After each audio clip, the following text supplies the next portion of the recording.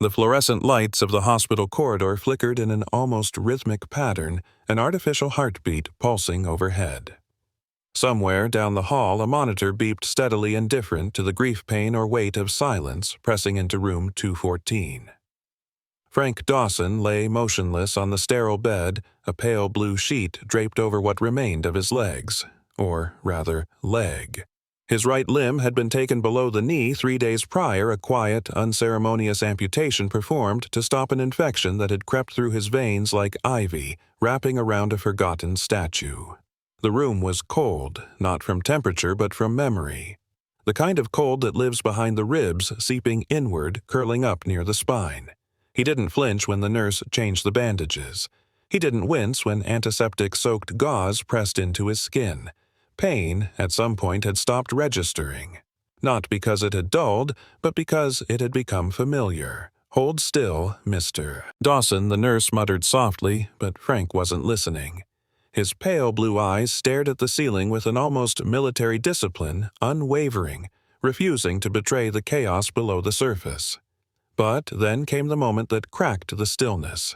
The nurse paused, brow furrowing.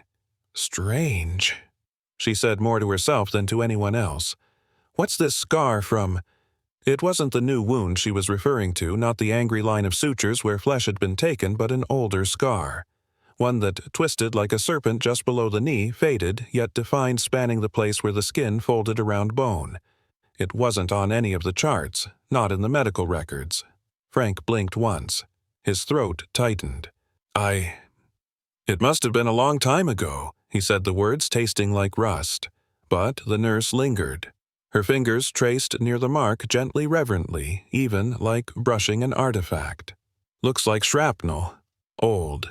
Deep." Frank didn't respond. His body lay still, but his mind was already gone. That night, Frank didn't sleep. The morphine dulled the stump, but not the memory. He stared at the blank ceiling as if waiting for the past to bleed through the tiles. And, in a way, it did. Snow. He remembered the snow first. Arden, 1944. A forest turned cemetery, trees stripped naked by bullets, footsteps muffled by fresh powder but echoed louder in conscience. There was shouting, explosions, then silence. The kind of silence that only ever followed betrayal. And then came the face. Pale, wide-eyed, drenched in blood and disbelief, a hand reaching upward. Frank. Wait. He didn't. The memory clawed back like a tide, and he clamped his eyes shut as if darkness could erase history. It couldn't. The scar on his leg wasn't the only one. It was just the only one others could see. Morning arrived, indifferent and unforgiving. A new figure entered the room, young, crisp, white coat clipboard in hand. He couldn't have been more than 30. His name tag read Leo R., and he carried the energy of someone still believing he could make a difference. "Mr. Dawson," he asked gently, pulling a chair beside the bed. Frank glanced at him. No words. "I'm Leo. I'm a clinical intern working with the team. I'm here to check on your vitals, pain levels, and if you're up for it, maybe talk. What was there to talk about? Still. Frank said nothing. Leo adjusted the IV line and checked the bandages, eyes lingering for a moment on the same scar the nurse had noticed. His expression didn't change, but something flickered behind his pupils. Recognition. Curiosity. Or something deeper. "You served, didn't you?" Leo asked after a pause. Frank turned away, gaze fixed on the window. "Okay," Leo whispered. "We can talk another time." And just like that, he left. No judgment, no pressure, just quiet presence. The second night, the dreams came harder. This time, it wasn't snow. It was blood. Gurgling, bubbling up from the chest of the man Frank couldn't save, no, didn't try to save. "You left me." The words weren't shouted. They were whispered. Worse than rage, drenched in sorrow. "I know," Frank whispered into the dark eyes, wet, heart heavy. "I know." On the third day, Clara entered. Clara was the kind of nurse whose presence filled a room even before her shoes touched the linoleum. Late 50s, sharp eyes, crisp uniform. She had seen everything and nothing impressed her. She checked the monitor, adjusted the sheets, and didn't say a word until her eyes landed on the scar. "You were at Arden's," she said quietly. Frank froze. She didn't wait for him to confirm. She didn't need to. Her father had been there. Her father hadn't returned. You were one of the last to get out before they sealed the area. Frank met her gaze. For a moment something passed between them, recognition, sorrow, resentment. She said nothing more, only left a glass of water beside his bed and walked out. But she knew. That evening, Frank asked for a piece of paper. His hand trembled as he wrote, "To the Department of Veterans Affairs.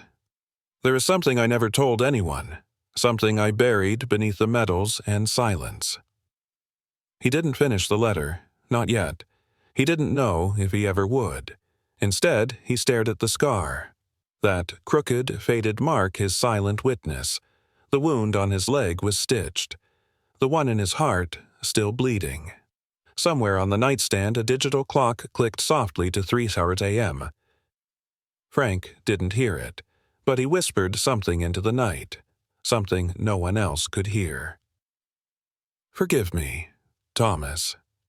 If you've ever felt the weight of unspoken regret, the kind that lingers for decades, then you're not alone. Follow Frank's journey and let his silence speak to your heart. Don't forget to subscribe to our channel for more soul-stirring stories like this one." Hospitals have their own rhythm, an orchestra of machines humming lullabies of survival interrupted by urgent footsteps and hushed voices behind curtains. But every so often there's a room where time forgets to move. In room 214, time sat still cross-legged in the silence. Frank Dawson remained mostly wordless. His meals arrived and went uneaten. Nurses rotated their voices light and encouraging, but they bounced off the walls like echoes in an empty chapel. He responded only when necessary, short, dry words rationed like wartime supplies. Except for Leo.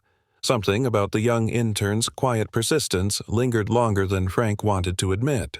He would glance toward the door before sleep, as if expecting to see the white coat with kind eyes returning not out of obligation but because Leo didn't carry the pity others did. He carried curiosity. 3 days after their first meeting, Leo returned not with a clipboard this time, but with a folded document in hand. He sat beside Frank watching his chest rise and fall. "I asked permission to review your military records," Leo began gently. "I hope that's all right." Frank's eyelids didn't move. Leo continued anyway. "There was a report, Arden winter of 1944, a reconnaissance unit pinned down near Hirtgen Forest. 6 soldiers entered. Only 1 made it back." A pause. He watched Frank's weathered hands tighten ever so slightly. There's no mention of extraction. No mention of what happened inside that snowstorm. Frank said nothing. Leo unfolded the document on his lap but didn't read from it. Instead, he looked up. "My grandfather served in Belgium," he said quietly. "But he never spoke of it. He died before I was born. I never knew his name." Frank slowly turned his head, his face unreadable. "I only know one thing," Leo added. "He was with a man named Frank Dawson in that final patrol." A beat of silence fell between them. Not the kind that suffocates, but the kind that strips everything else away. That night, Leo stayed late. He returned not as a medical intern, but as a grandson haunted by silence. He sat near Frank's bed with an old black notebook, his grandfather's journal weather-worn and nearly illegible. The pages smelled of dust and time. As he flipped through it, one entry stood out. "We go in at first light. Dawson doesn't talk much. I think he's scared. So am I. But he'll never say it. We just nod. That's how you say, 'Good luck' out here." Another page, darker. "Shelling won't stop. Dawson ran ahead. I slipped. My leg no good. He turned back, just for a second. Then he ran. He ran." The ink smudged beyond that point.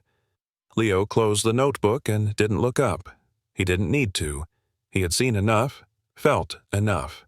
Frank's voice, when it finally came, was cracked like a door unused for decades. "I thought I could outrun it," he whispered. "The war, the screaming, him. Leo didn't interrupt. I thought if I didn't speak it, it would die. Frank continued. But it lived, in me. Every night, every silence, every time I looked at a child and wondered if I'd stolen someone's father. The room pulsed with stillness. Clara entered later that evening. She paused at the door upon seeing Leo still seated, the old notebook in his hands. Off the clock, she asked, arching an eyebrow. Leo offered a soft nod. Just following echoes. Clara approached the bedside and checked the IV bag. Her expression was unreadable, but her hands were gentle. She glanced at Frank, who for once didn't look away. "My father served in the Ardennes, too," she said calmly. "He didn't come back. No medals, no stories, just a box of things and a folded flag." Frank blinked slowly. "What was his name?" "Thomas," Clara said. Something inside Frank unraveled. His lips parted, but no words came. The room, for a moment, trembled under the weight of revelation. Leo stood up, placing the notebook on the side table. "I'll come back tomorrow." When Leo left, Clara remained. She sat in the chair he vacated and pulled the old wool blanket higher over Frank's shoulders. Her voice softened. "You carry more than your age allows," she murmured. "You've survived the war, but not the memory of it." Frank's eyes shimmered, not with tears, but with grief too old to cry. "You knew," he rasped. "I guessed," she replied. "Some scars don't hide well." She stood to leave, pausing at the door. "We can't change what happened, but we can choose what we leave behind." Later that night, Frank reached for the journal Leo had left behind. He traced the creases on its cover as if they were old roads, and in a way they were. He turned to the last page blank. With shaking hands, he picked up the pen Leo had left. "Thomas," I turned back for a second. "I swear I did. I saw you. I froze. Then I ran, and I've been running ever since." The ink bled across the paper, heavy and raw. "They called me a survivor, but I was only ever a coward wearing boots." He didn't finish the sentence. Across the hallway, Leo stared at the ceiling of the staff dormitory, eyes open, hands behind his head. He had come to the hospital to study medicine, but here he found a ghost carrying his grandfather's silence. His heart ached not in judgment, but in understanding. Sometimes the dead don't rest because the living haven't healed. The echoes we carry aren't just our own. Sometimes they belong to someone we've never met but feel in our blood. If this story speaks to a part of you, don't forget to follow our journey. Subscribe to at Recalled by Hope for more stories of redemption, memory, and grace. The snowfall in Arden hadn't stopped for days. December 1944. The sky an endless gray canvas smothering everything beneath it. Trees stood like gaunt sentinels, limbs naked and bowed by the cold. Boots crunched softly through knee-deep snow, leaving only temporary traces of movement, as if the land itself was trying to erase their presence. Frank Dawson was 23, and terrified. His rifle weighed more with each step, not from metal but from the invisible weight of dread. His breath came out in clouds, each one dispersing like a prayer unanswered. His unit moved in silence, 6 soldiers threading through the trees toward an enemy encampment reported near a ravine. Thomas Whitaker was beside him, always beside him. Tall, with a dry sense of humor and a cigarette tucked behind his ear even when he wasn't smoking it. He was the kind of man who didn't speak often, but when he did, it mattered. And now, in the thick of winter, with bullets waiting like wolves in the dark, Thomas had smiled and said, "If we get back from this, I'm going to marry Sarah." Frank remembered laughing, a short, nervous sound that escaped before he could stop it. "Make sure you don't get yourself killed before then," he'd replied. Thomas had winked. But then the trees exploded, not metaphorically, literally. Shells tore through bark and snow. The first blast took down Corporal Jimenez, the second, Sergeant Cross. By the time the third shell hit the patrol was splintered, some crawling for cover, others motionless, buried half in snow, half in crimson. Frank had fallen face first, skidding down a shallow slope. His ears rang like alarm bells. The smell of cordite and blood filled his nose. The sky had no color. His limbs shook not from cold, but from something deeper, more primal. He scrambled behind a tree stump, clutching his rifle like a talisman. A voice cracked through the chaos. Frank. It was Thomas. He was down. His leg twisted unnaturally. Blood bloomed through the snow beneath him like ink spilled on parchment. "Frank, help me." Frank saw him, just 10 feet away, and for a moment he did move, crawled toward him 2 feet, maybe 3. But then another shell hit nearby, and fear swallowed him whole. He turned. He ran. He didn't stop until his lungs screamed and the silence returned unnatural heavy. He collapsed hours later, face frozen, heart ice-locked. They found him 2 days later. He said nothing. The official report read, "Only survivor, enemy shelling. No details remembered due to trauma." Now, 84 and missing a leg, Frank remembered everything. The hospital bed creaked as he turned. The scar, the nurse found the twisted one under his knee that had been from the fall near Thomas. The shrapnel had entered, but not deeply enough to kill, only to mark, like a brand. Clara sat across from him the next morning. No charts, no clipboard. Just her and the space between them. "You ran," she said softly. Frank nodded. "I hated you," she added. He didn't respond. "I imagined you were a monster, that maybe you even shot him, that maybe you were the reason we never found his body." Frank's breath caught in his throat. "But after last night," Clara trailed off, "I started to wonder if maybe you were just a boy." Frank's lips trembled. "I was scared," he whispered. "We all were," she replied. "But some of us didn't come home." Later, Leo returned with a small photograph. It was aged edges curled inward like dried petals. The photo was of a man, tall, strong-jawed, with the same eyes as Leo. "My grandmother gave me this yesterday," Leo said. "It's the only photo of him in uniform." Frank stared at the image. The air felt thicker. Thomas. He hadn't seen that face since the snow swallowed it. "He saved my life more than once," Frank murmured. Leo didn't reply. He only placed the photo beside Frank's bedside and sat in silence. For the first time in decades, Frank didn't flinch from memory. He welcomed it, even as it ached. Clara, in her usual quiet, cleaned around the room, humming faintly. When Frank reached for the notebook again, she didn't stop him. He began to write. "Thomas, you said if we made it back, you'd marry Sarah. I hope she found someone who made her laugh the way you did. I hope your daughter was told you were brave. I wasn't." He paused. "But I remember your name. And I say it every night before I sleep. I say it so you're never erased. Not by war, not by snow, not by me." That evening, Frank asked Leo one question. "Do you believe men can change?" Leo thought for a moment. "I believe pain changes them. Sometimes for worse, sometimes for healing." Frank nodded slowly. "Then maybe I've still got time. The past doesn't erase us, it carves us. If you're still haunted by the shape of who you were, let this story remind you that remembrance is also a form of redemption." Subscribe to Drenched for more journeys of courage, memory, and mercy. Frank Dawson had never rehearsed it. The confession wasn't something he had folded neatly in his mind, waiting for the right time to unpack. It had always lived like a shadow present, shapeless, lurking just outside the reach of light. But now he was ready to drag it out of the dark. The morning sun cut across room 214 in slanted streaks, glinting off the stainless steel railings and washing the wall in a tired, golden hue. Leo arrived early.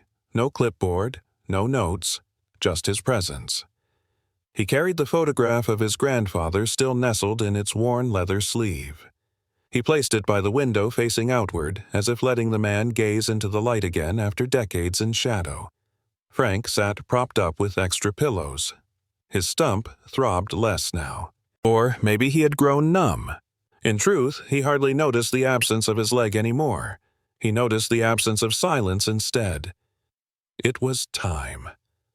I remember everything. Frank began, his voice brittle.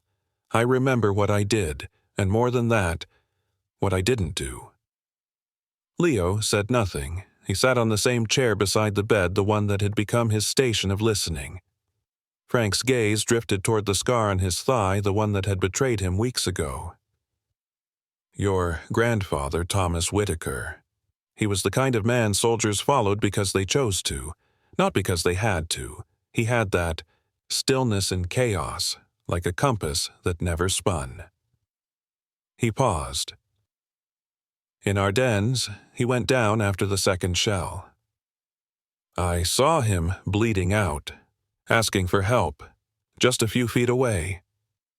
Frank's throat closed around the memory. I turned. I ran. I told myself I'd come back. I didn't.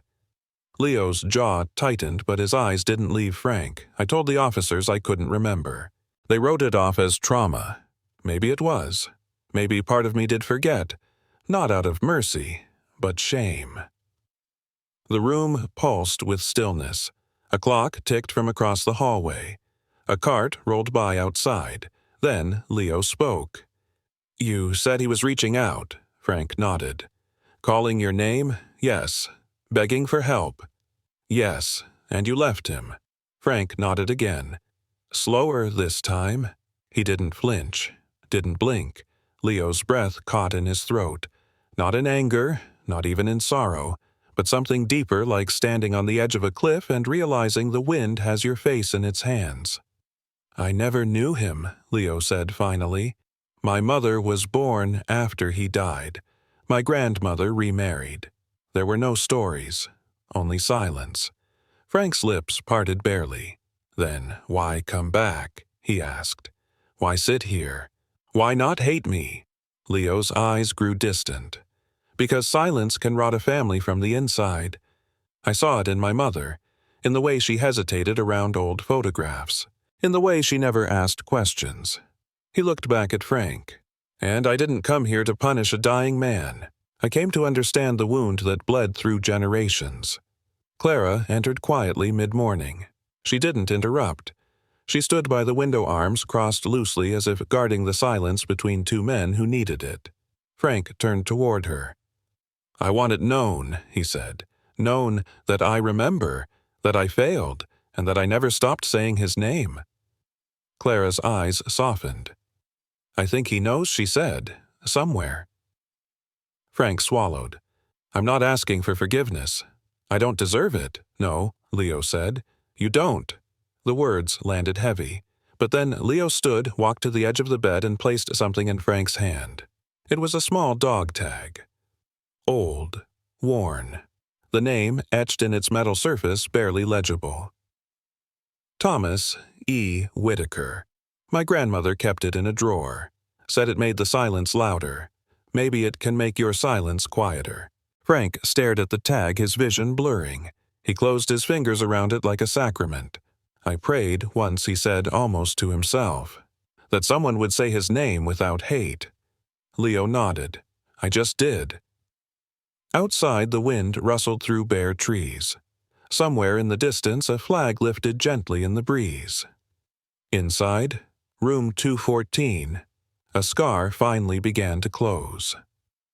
There are moments that pass unnoticed by the world, no headlines, no crowds, no applause. Yet, for the person inside them, they echo louder than any anthem. Frank Dawson's moment came on a Wednesday. The sky was a muted gray outside the hospital window, as if mourning something unspoken. Trees stood bare, their limbs skeletal against the horizon. The wind was restless, carrying the hush of approaching winter. Inside room 214, something stirred that hadn't been there before, an anticipation woven into the stillness. Leo arrived just after dawn. He wore no stethoscope, no lab coat. Instead, he wore a pressed white shirt, dark slacks, and a navy tie. It wasn't a uniform, not officially, but something about the posture. The precision felt like ceremony. Clara was already in the room. She had drawn the curtains halfway, letting just enough light spill in to cast soft shadows. Frank sat upright, propped with pillows. He looked smaller now, not weaker, just distilled, as if everything unnecessary had been stripped away, leaving only essence. No one spoke. Not yet.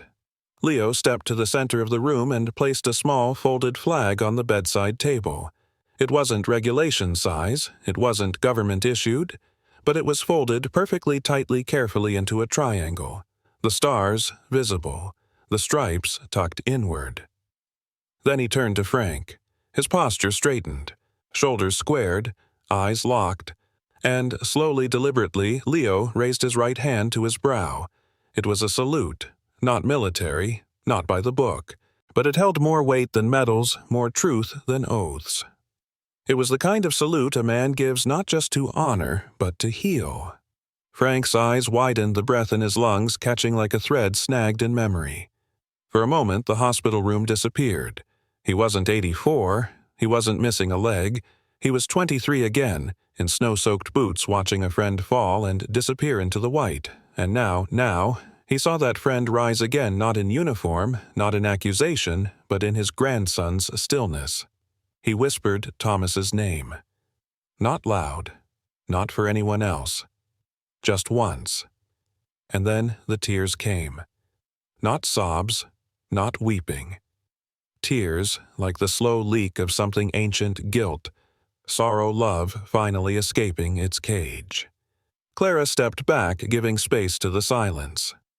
Leo held the salute for 5 full seconds, then lowered his hand and stepped closer. In his palm was a single white rose. He placed it on Frank's blanket near the scarred stump. Then, quietly, he whispered, "You are seen." There was no applause, no camera flash, only the long, steady exhale of a man who had held his breath for 76 years.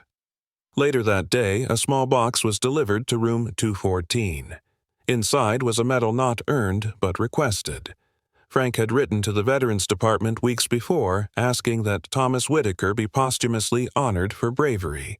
The medal had arrived with a letter. It addressed the family. It praised the soldier. It acknowledged the delay. Clara read it aloud. Leo held the box, and Frank's eyes closed, nodded through every word as if reciting a prayer in his mind. The hospital never recorded it as a ceremony. There were no documents filed, no administration forms. Just 3 people, a folded flag, a dog tag, and a wound that finally closed not with stitches but with stillness.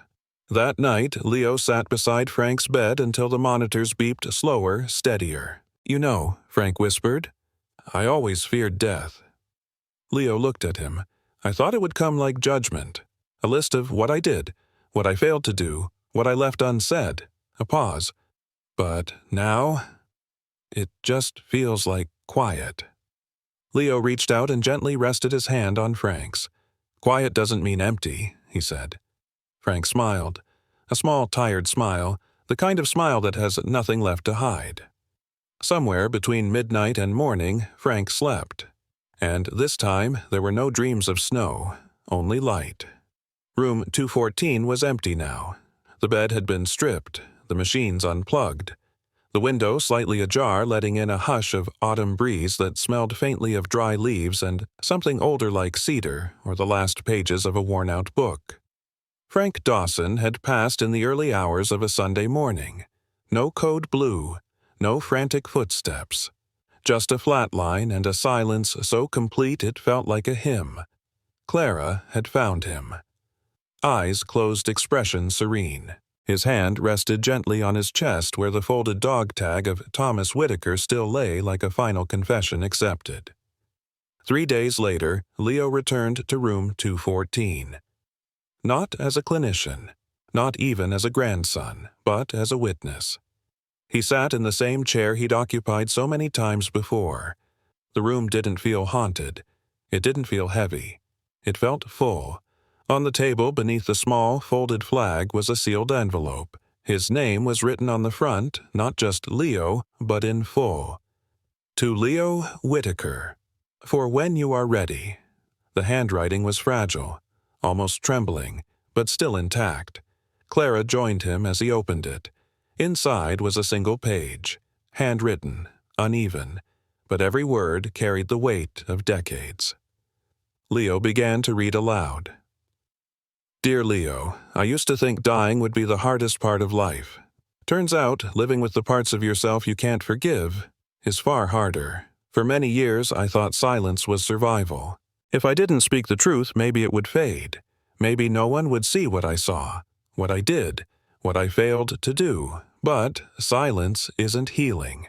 It's just another kind of wound. And your presence, your patience, cut through that silence like a bell in fog. You didn't curse me, you didn't absolve me, you simply saw me, and that was enough. I leave behind no riches, no family, no medals I feel proud of. But I leave this letter for you and for anyone who's ever carried a scar that had no name. Say their names, tell their stories. And if you must carry guilt, let it walk beside you, not behind you, where it turns into ghosts. I am not proud of what I did, but I am grateful for what you gave me. You gave me a name again. Not coward, not survivor, just Frank. Thank you for letting me be seen. With peace, Frank Dawson. Leo folded the letter and set it down gently. His throat burned, but no tears came. The grief was not sharp. It was slow, warm, the kind that lingers more like memory than ache. Clara reached across and placed her hand over his. I think my father would have liked this ending, she whispered. Leo nodded. I think Frank earned it. They stood together by the window. The sun had begun its slow descent. Light spilled across the floor in long amber beams, washing over the empty bed like a soft benediction. And in that moment, Leo reached into his pocket. He pulled out the dog tag, the one Frank had held in his final hours, and he placed it gently on the windowsill where the light kissed its surface. He didn't say anything. He didn't need to. The gesture was enough. Weeks later, Leo would speak at a small gathering. Not a funeral, not a memorial, just a circle of people, nurses, veterans, neighbors, sitting in folding chairs under a quiet sky. He read Frank's letter aloud. No music, no ceremony, just the weight of words falling like petals into the stillness. And when he finished, he said only this: There are wounds that never bleed but ache just the same. There are men who survive wars and then spend lifetimes trying to survive themselves. Frank Dawson didn't ask to be forgiven, but he chose to be remembered not for what he did, but for who he became at the end. And that, I think, is enough. If this story touched you, if you've ever carried something unspoken or loved someone who did, then know this healing begins in the act of witnessing. We thank you for being part of Frank's journey. Please subscribe for more stories that mend the unseen places in all of us.